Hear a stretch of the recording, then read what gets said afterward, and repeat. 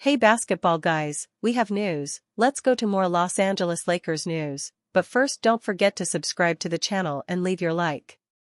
Signing an elite center is expensive because reliable centers are highly valued throughout the NBA. And the Lakers were suggested to bring in Nikola Vucevic from the Chicago Bulls, who was brilliant last season. But to do this, if the Lakers want Vucevic, they will need to get rid of two players, and one of them is Doncic. It's the worst-kept secret in the world that the Los Angeles Lakers need a big man, and fast. After being outclassed by the Minnesota Timberwolves in just 5 games in the first round of the Western Conference playoffs, the Lakers' lack of a true starting-caliber center was horribly exposed when Rudy Gobert scored 27 points and collected 24 rebounds in the series-clinching Game 5. According to Bleacher Report's Joseph Zucker, the Lakers aren't going to waste any time on securing a big man and plan on going all in on acquiring a starting center, an issue that reared its ugly head during the club's first-round playoff exit against the Minnesota Timberwolves. Let's see what the Lakers could be looking at in terms of a deal when it comes to retaining their true valuable assets while also snagging a big man. Los Angeles Lakers receive Nikola Vucevic. Chicago Bulls receive Dalton Knecht, Dorian Finney-Smith, 2031 first-round pick, unprotected. In the proposed deal, the Lakers would immediately solve two problems, which both happen to coincide with one another. J.J. Redick would have himself a true starting-caliber center and would also allow Doncic and James much more room to work as Vucevic shot 40.2% from 3 this past season. For the Bulls, they weren't re-signing Vucevic after this season anyway, and in this deal, they'd acquire a quality, young, role player in Knecht in addition to a potentially valuable unprotected first-round pick from a Lakers team that may very well not have either James or Doncic by the time it rolls around. Finney-Smith provides some cap relief next offseason when his $15.3 million will come off the books. Lakers' dream offseason move might actually be possible after Cavs shift. The Los Angeles Lakers have the perfect solution to their big man problem. The Cleveland Cavaliers could make Jarrett Allen available for trade offers this summer, and it could very well solve all the Los Angeles Lakers' problems. Okay, maybe not all of them, but it would certainly help them fill a massive hole as they look to build around both LeBron James and Luka Doncic. According to a Bleacher Report story, the Cavs hinted that both Darius Garland and Allen aren't untouchable. It's a sign the Cavs have accepted the current core isn't going to get it done and changes need to be made.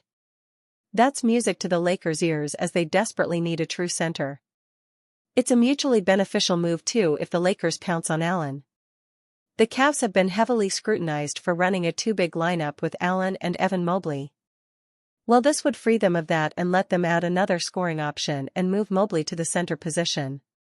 For the Lakers, this gives them a true big, takes pressure off of 40-year-old LeBron to have to guard true centers and helps diversify their scheme. I'm not saying Allen will be the reason they win a championship. But it gets a lot more optimistic if they add him into the fold. Would a trade for Jarrett Allen actually benefit the Los Angeles Lakers? This sounds good in theory, but what would it take for the Lakers to actually acquire Allen from the Cavs? I'm sure the Cavs are going to want a player that can play the 4 while also being an offensive threat. Especially if they end up letting Garland go too, they'll need more offensive help. The Lakers attempted to trade Dalton Knecht once, he could be an option. Though I think Allen has more value than Mark Williams. In theory, there's probably multiple players involved in this trade, which could mean Isaac Okoro could possibly be on the chopping block too. If I'm LA, I'm doing everything I can to land Allen. Austin Reeves is probably the only player I'm holding on to. Everyone else is fair game. The Lakers need to add a center badly. That's why the Minnesota Timberwolves were able to cruise past them in the first round. I'm sure the Lakers are focused on building around Doncic at this point rather than James, but they could do both. Doncic showed how lethal he can be in the pick and roll, so bringing Allen in would immediately improve this offense. The Cavs are giving the Lakers the perfect gift. This shouldn't take long to materialize once teams are allowed to make trades. It's a win-win and could be what each team needs to get back into contention. Former NBA champ blames LeBron James' Lakers for ruining the NBA Finals. The Oklahoma City Thunder have been the class of the NBA all season. They made easy work of the Minnesota Timberwolves last night to finish the Western Conference Finals in 5 games, and they now await whichever team emerges from the New York Knicks vs. Indiana Pacers series, which the Pacers lead 3-1, in the finals. OKC cruised to a 30-point win over Anthony Edwards and company in what turned out to be a real blowout. Even though the Wolves made their second consecutive conference finals, that entire series wasn't really competitive, and OKC hasn't been challenged much at all outside of the Nuggets putting up a fight in round 2 with the benefit of 2 late-game buzzer beaters. Even before last night's beatdown, the guys of the Club 520 podcast were not happy with what they'd watched, and they let their frustrations air on their most recent episode. They even had a surprising culprit to blame for how lopsided the West turned out to be. The West was a disappointment, host Jeff Teague said. You know what it was, man? It started with the Lakers. The Lakers let the whole West down. From an entertainment perspective, there's no doubt that Teague has a point. The Lakers, the most famous and star-studded team in the league, were completely outplayed in the postseason. Maybe that means they just weren't all that good to begin with, but it would have been fun to see more of Luka Doncic and LeBron James in the playoffs. All eyes were on the Lakers as they tried to make that new pairing work, but they went out meekly to the Wolves in the first round in just 5 games. To make matters worse, they got bullied by Rudy Gobert, who exposed LA's lack of size after trading away AD and failing to find a meaningful replacement when the Mark Williams deal fell through. Did the Lakers really ruin the playoffs? Teague and his co-hosts went on to make some good points about how although real basketball fans will be excited to watch a Thunder-Pacers finals, most casual fans won't care as much as they would have if bigger-name players were still alive. Are they watching it in Atlanta? No, Teague answered his own question. I think it's gonna be like background TV, to most people. However, it seems truly illogical to say that fans should care about TV ratings. Those conversations should be saved for anyone working for the NBA, not for basketball watchers at home. The rest of us should just be doing what we can to enjoy the games. Additionally, blaming the Lakers for the Thunder having a relatively easy run through the West is a stretch, because if LA had beaten the Wolves and then the Warriors to reach the conference finals, it's difficult to imagine a world in which they could have hung around with OKC. The Lakers did well to win 50 games, but they were one of the most obviously flawed teams in the postseason. LeBron and Luka were given only 2 months to find their on-court chemistry, and the Lakers as a whole were so defensively deficient that they could have never hoped to win multiple playoff series. Going against the smothering defense of OKC would have given the Lakers fits. We saw how offensively inept they were against the Wolves, as they failed to crack 100 points in 3 of their 5 games. JJ Redick doesn't have a single player on his roster capable of slowing SGA down. Chet Holmgren and Isaiah Hartenstein would have had their way down low, and Alex Caruso, who has been OKC's secret weapon through 3 rounds, would have made the Lakers sorry they ever let him go. Some could point to the Celtics' elimination as the loss of a true opponent for OKC. Jason Tatum's injury near the end of Game 4 put the final nail in the Celtics' coffin, but they lost that series long before that. The Knicks just don't have enough to get to the finals, and even if they did, they couldn't hope to give OKC a real test. The Pacers have been a phenomenal story, and Tyrese Halliburton's revenge tour has been a sight to behold, but the average person on the street isn't changing their evening plans to accommodate Thunder Pacers into their schedule. Even then, they really should. Instead of framing these finals as a matchup between small market teams, the NBA should be proudly broadcasting a battle of the top offense in the NBA against the top defense. The finals should be all about basketball, not about names. The Pacers are a good opponent for the Thunder, and we will definitely be watching. LeBron James set to team up with Victor Wembanyama for one day only. Have you ever wondered what it would be like to see LeBron James and Victor Wembanyama team up? Well, you're about to find out. 2 NBA icons, one a legend, the other a rising star, will appear together uniquely this summer. While they won't share the court, LeBron and Wembanyama are joining forces for a major event in June that promises energy, excitement and unforgettable moments.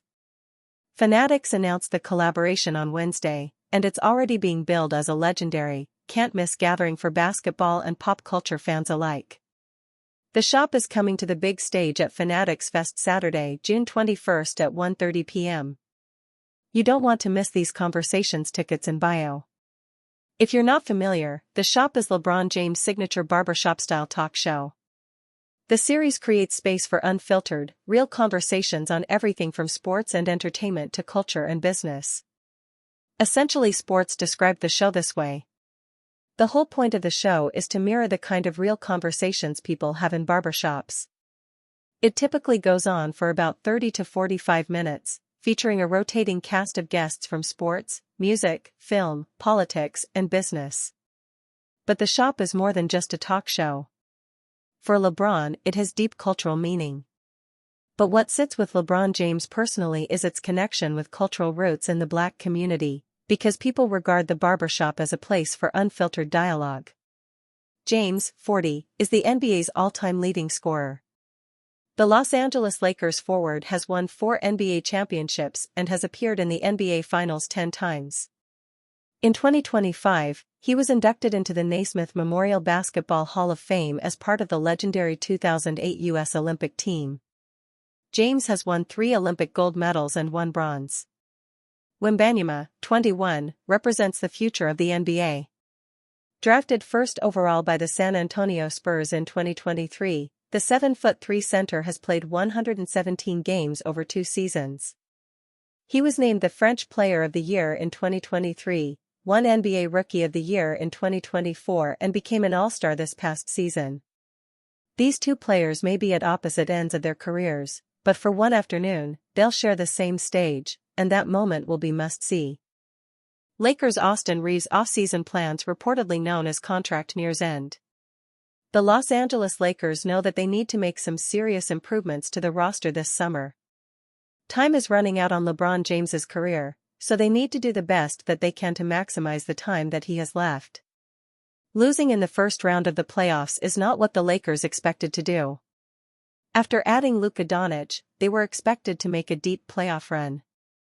Austin Reaves has been a big topic of conversation because of how bad he was in the playoffs. His offense cratered, and he was picked on defense. Because of that postseason performance, Reaves has been rumored to be a possible trade candidate.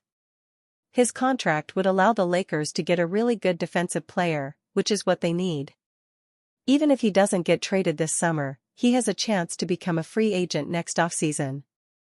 It looks like he will be testing free agency, according to Eric Pincus of Bleacher Report. If he were to extend with the Lakers, he would make far less than he could if he declined his player option and explored free agency. It makes sense for him to explore some other opportunities. That could be a big reason why the Lakers would try to trade him this offseason. It would make sense to try to get something for him now as opposed to losing him for nothing in a couple of years.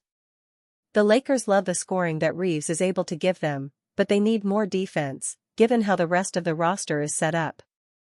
They have enough scoring, they just need more defense. While it seems like the Lakers want to keep Reaves, things can change later this summer. They don't have a lot of cap space to sign free agents to help fix roster holes, so trades are the only way to make meaningful changes.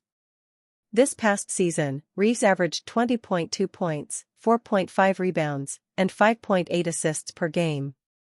He shot 46% from the field and 37.7% from 3. Lakers' J.J. Redick turns heads with offseason move. J.J. Redick's inaugural season as head coach of the Los Angeles Lakers was a tale of highs and lows. Despite leading the team to a commendable 50-32 regular season record and securing the number 3 seed in the Western Conference, the Lakers' playoff run was cut short. They were eliminated in the first round by the 6th-seeded Minnesota Timberwolves in just 5 games, as vulnerabilities in their roster, particularly in the front court, were exposed.